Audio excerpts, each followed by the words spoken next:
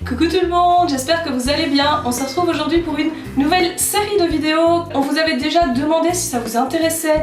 Il y avait eu des réponses mitigées, mais globalement vous aimez bien l'idée. Et donc ce qu'on vous propose à partir de maintenant, c'est de faire régulièrement des vidéos où on va prendre des photos de vos habitats, donc des habitats de vos hamsters, de vos cages, que vous nous envoyez par email, et ensuite on va les commenter. Alors, je préviens tout de suite qu'il y aura un petit peu de critique, c'est de la critique constructive, dans le sens où si vous nous envoyez vos habitats, c'est aussi pour qu'on vous aide à améliorer ce que vous faites et à vous pointer éventuellement les dangers qu'il pourrait y avoir dedans. Donc ne vous étonnez pas, évidemment il va y avoir des remarques de toute façon.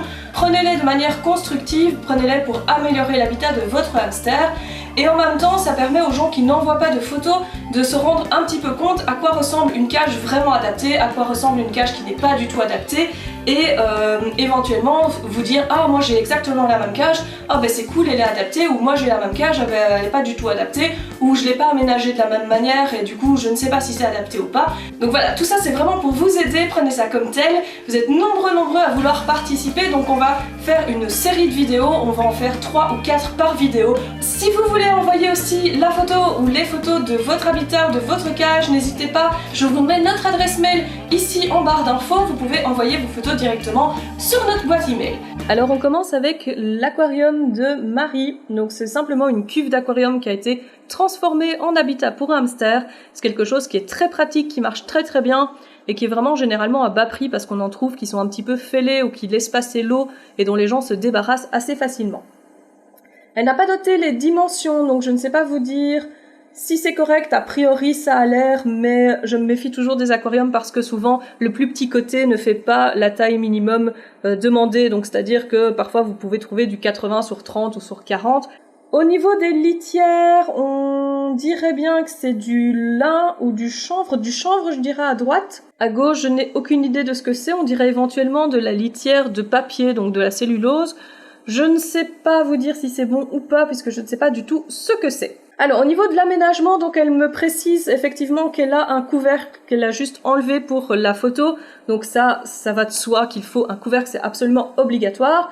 L'aménagement me semble bien, excepté que, vu que l'aquarium n'est pas énorme, ce que moi j'aurais fait, c'est de laisser un petit bout de place au niveau du carton qui fait la séparation, pour que l'animal ait vraiment une espèce de terrain de course sur toute la longueur de l'aquarium, histoire qu'il puisse se dégourdir facilement les pattes. Mais sinon, en dehors de ça, il a l'air pas mal du tout aménagé. On a du foin, on a une grosse épaisseur de litière pour creuser, on a la bonbonnière. Alors étant donné que le hamster risque de creuser le plus à droite, personnellement je mettrais plutôt la bonbonnière là où il y a moins d'épaisseur de copeaux. Comme ça permet aussi qu'il ne se prenne pas la bonbonnière sur la tête s'il creuse en dessous. Faut pas hésiter aussi à éparpiller le foin un petit peu partout dans la cage, voire mettre des herbes séchées, histoire qu'il ait vraiment une espèce de surlitière pour pouvoir aller creuser et chercher. C'est pareil pour le mélange de graines, je ne vois pas ce que c'est, donc je ne peux pas me prononcer, mais il faut pas hésiter, ne pas mettre de gamelles et éparpiller ça directement dans les copeaux. Ça permet de faire une activité saine au hamster.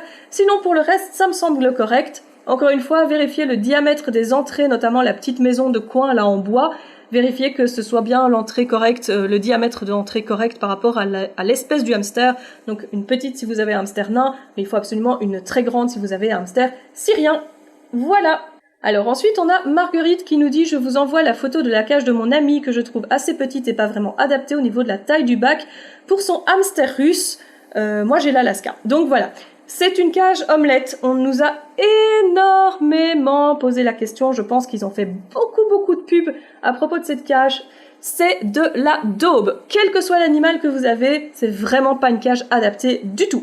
Alors, au niveau du hamster, la surface au niveau du sol est beaucoup trop petite. Oui, il y a de l'épaisseur pour creuser, mais pas du tout à cette place, donc ça ne sert à rien.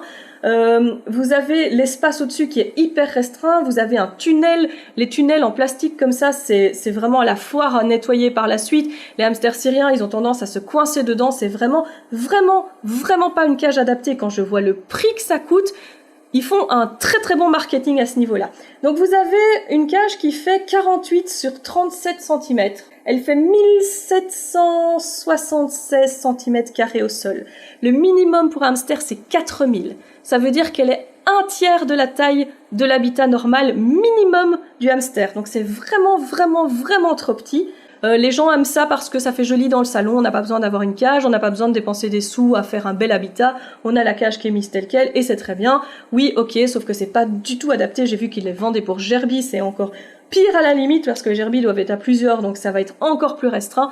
Bref, non, évitez, fouillez cette cage comme la peste, c'est vraiment pas adapté. Alors ensuite nous avons Eline qui nous envoie « Bonjour, je vous joins des photos de mes cages, je vous en mets plusieurs afin que vous puissiez choisir, blablabla. J'ai 2 hamsters nains issus de sauvetage. » Alors je vois que c'est une détolfe qui a été coupée en 2. Si c'est vraiment du sauvetage à l'arrache que t'as pas eu le temps de prévoir, c'est ok. Par contre il va falloir changer parce que c'est en dessous de la surface minimum. On est à 3340 cm² par place, donc comme tu l'as divisé par 2, ce qui veut dire que tu es en dessous des 4000 minimum. Donc voilà, si c'est vraiment en urgence qu'il a fallu faire ça tout de suite là maintenant, ok, mais à terme il va vraiment falloir changer. Il faut que un des deux par exemple ait la détolfe complète et que tu achètes un habitat séparé pour le deuxième. C'est vraiment nécessaire parce que les 4000 c'est vraiment le minimum. Alors au niveau de l'aménagement de l'habitat, donc le premier, celui de droite, donc on a un étage Ikea, on a des souches. La litière en bouchon, il faut absolument que tu l'enlèves parce que ça c'est du bois de résineux. Donc ça veut dire que c'est comme les copeaux de résineux, c'est du phénol qui va se dégager. Donc ça c'est vraiment quelque chose qu'il faut que tu enlèves. Par contre, je ne sais pas si c'est du chanvre ou du lin, ça a l'air d'être du chanvre je pense. Ça c'est top, la roue est très bien. Je ne sais pas ce que c'est l'espèce de marche que tu as mis pour monter sur l'étage. Mais globalement, ça me paraît bien. S'il n'y a pas une entrée trop petite, c'est bien. Le bocal à sable, c'est génial. Il y a une bonne couche de litière, ça c'est parfait. Il y a un peu de foin, je trouve. Tu peux vraiment en rajouter, du foin ou des feuilles mortes, ce genre de choses. N'hésite pas quand même à en ajouter. Même réflexion qu'avec le premier habitat, les graines, elles peuvent aller directement dans la litière. Il n'y a pas besoin de mettre une gamelle, c'est vraiment pas nécessaire. L'abreuvoir pour oiseaux avec l'arche, ça c'est très bien, c'est vraiment top. Alors par contre, je vois que tu as séparé les habitats avec du carton. Si ça leur prend un moment ou un autre, ça veut dire qu'en une demi-heure, ils peuvent se retrouver l'un avec l'autre. Ça veut dire qu'en une demi-heure, ils peuvent se battre et se mettre à mort. Donc ça, il va vraiment falloir que tu fasses quelque chose à propos de ça. Et alors, le deuxième habitat, il y a une maison en céramique, il y a un petit bain de sable. Il m'a l'air un petit peu petit, le bain de sable. Peut-être essayer de trouver un récipient un petit peu plus grand. Les extrudés de bois, c'est vraiment à éviter.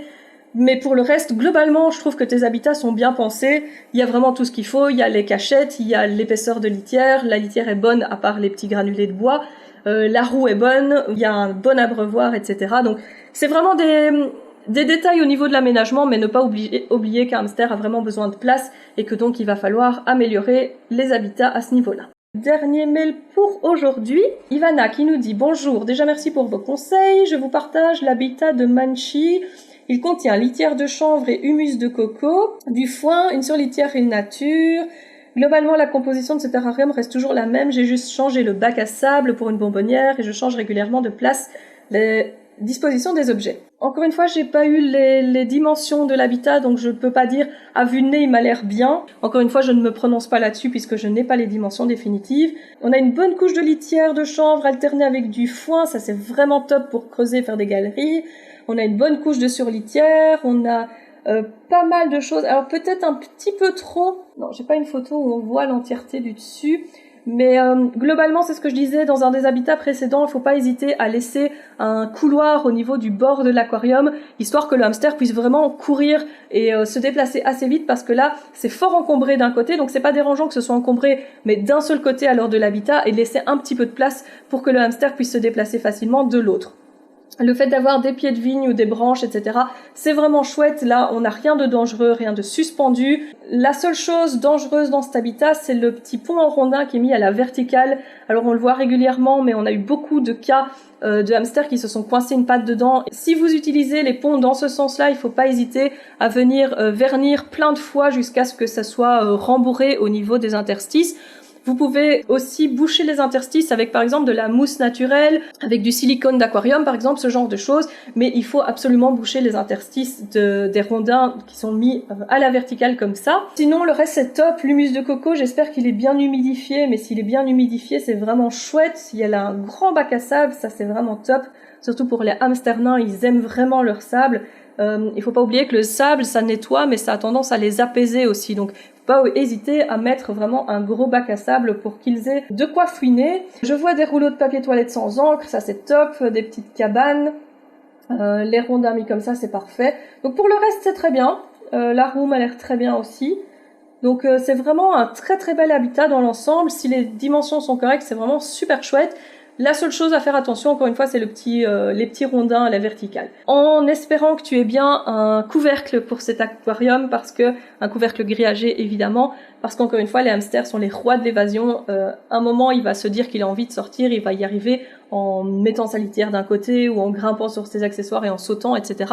Donc toujours couvercle obligatoire, mais à partir du moment où il y a un couvercle, je trouve que c'est déjà un très bel habitat. Voilà, c'est tout pour cette fois-ci. Donc comme je vous l'ai dit, ça va être toute une série de vidéos, on va en avoir encore. Vous pouvez envoyer vos photos sur notre email. Ça va peut-être mettre un petit peu de temps parce qu'on a quand même déjà beaucoup de demandes alors que j'en ai pas parlé beaucoup jusque maintenant. Mais soyez patients, on fait au mieux. Nous on se retrouve pour une autre vidéo informative très vite. N'oubliez pas de liker la vidéo si ça vous a plu, de vous abonner si c'est pas déjà fait. Et on se retrouve vite. Bye bye!